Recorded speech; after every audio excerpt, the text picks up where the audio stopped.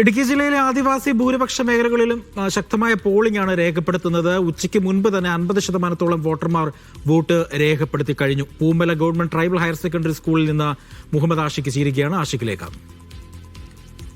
ഇടുക്കി ജില്ലയിൽ തിരഞ്ഞെടുപ്പ് സജീവമാവുകയാണ്. ഓരോ വോട്ടർമാരിങ്ങനെ പോളിംഗ് ബൂത്തുകളിലേക്ക് എത്തിക്കൊണ്ടിരിക്കുന്നു. ഉച്ചസമയമായതിനാൽ വലിയ തിരക്ക് ബൂത്തുകളിലില്ല. ഞങ്ങളുള്ളത് പൂമാലയിലാണ്. പൂമാലയിലെ ട്രൈബൽ ഹയർ സെക്കൻഡറി സ്കൂളിലാണ്. ഇവിടെ ഒരു വോട്ടർ എത്തിയിട്ടുണ്ട്. അമ്മച്ചി, വോട്ട് ചെയ്യാനായിട്ട് വന്നതാണോ? ഞാൻ വോട്ട് ചെയ്യാൻ വന്നതാ. ഇത് വൈകി പോയല്ലോ, രാവിലെ തന്നെ പോരായിരുന്നു. എന്ത് പറ്റിയല്ലാത്തോണ്ടായിരുന്നു.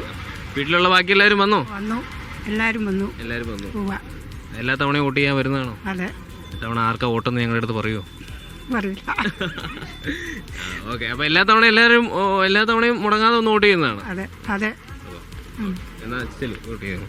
അപ്പൊ അങ്ങനെയാണ് വലിയ മുതിർന്ന ആളുകൾ അടക്കമുള്ളവർ വോട്ട് ചെയ്യാൻ വരുന്നുണ്ട്. ചേച്ചി, വോട്ട് ചെയ്ത് പോകുന്നതാണോ? ഉച്ച സമയമായല്ലോ, പിള്ളേരൊക്കെ ഉള്ള കാരണം പണിയൊക്കെ കഴിഞ്ഞ് വരാൻ വേണ്ടി. ഇനി ഒരിക്കലും വോട്ടിംഗ് മുടക്കാറില്ല അല്ലേ? ഇല്ല. അതിന് വോട്ടെല്ലാ പ്രാവശ്യം ചെയ്യും. നമ്മുടെ അവകാശമില്ല വോട്ട്. കയ്യൊന്നും ഉയർത്തി കഴിയാമോ? മഷി.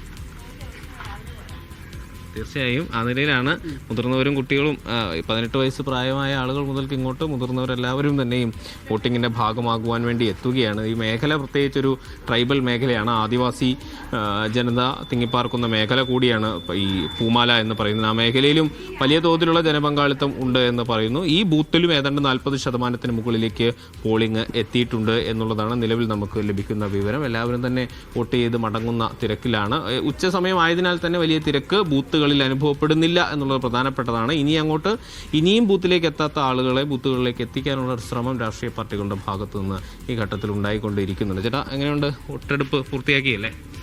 ഏകദേശം ഒരു 50% വന്നിട്ടുണ്ട്. 50% മുകളിലുള്ള ആളുകൾ ഇവിടെ എത്തിക്കഴിഞ്ഞു അല്ലേ?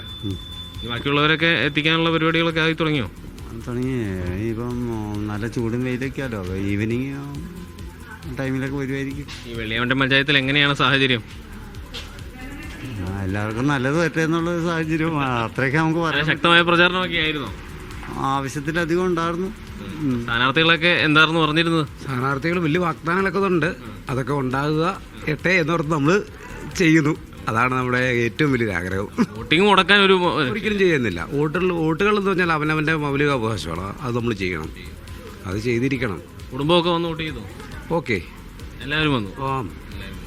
അതാണ്, വോട്ടിംഗ് മുടക്കാൻ ആരും തയ്യാറല്ല എന്നുള്ളതാണ്. എല്ലാവരും എല്ലാ പരിമിതികളും മറന്നുകൊണ്ട്, എല്ലാ പ്രതിസന്ധികളെയും മറികടന്നുകൊണ്ട് പോളിംഗ് ബൂത്തിലേക്ക് ഇന്നേ ദിവസം എത്തുക എന്നുള്ള കാര്യത്തിലേക്ക് എല്ലാവരും എത്തുന്നു എന്നുള്ളതാണ്. ഈ മേഖല, പൂമാല മേഖല പ്രത്യേകിച്ച് കുന്നും മലകളുമൊക്കെ ഉള്ള മേഖലയാണ്. യാത്രക്കാർക്ക് യാത്രാ സൗകര്യങ്ങളൊക്കെ പരിമിതമായ മേഖലയാണ്. എന്നിട്ട് കൂടി ആളുകൾ നിരന്തരം ഇങ്ങനെ എത്തിക്കൊണ്ടിരിക്കുന്നു എന്നുള്ളതാണ്. ഇപ്പോൾ ഏതാണ്ട് ഈ ബൂത്തിലെ കണക്ക് ഇപ്പോൾ അദ്ദേഹം പറഞ്ഞതനുസരിച്ചാണെങ്കിൽ 50% മുകളിലേക്ക് എത്തിയിരിക്കുന്നു എന്നുള്ളതാണ് ഔദ്യോഗിക കണക്ക്.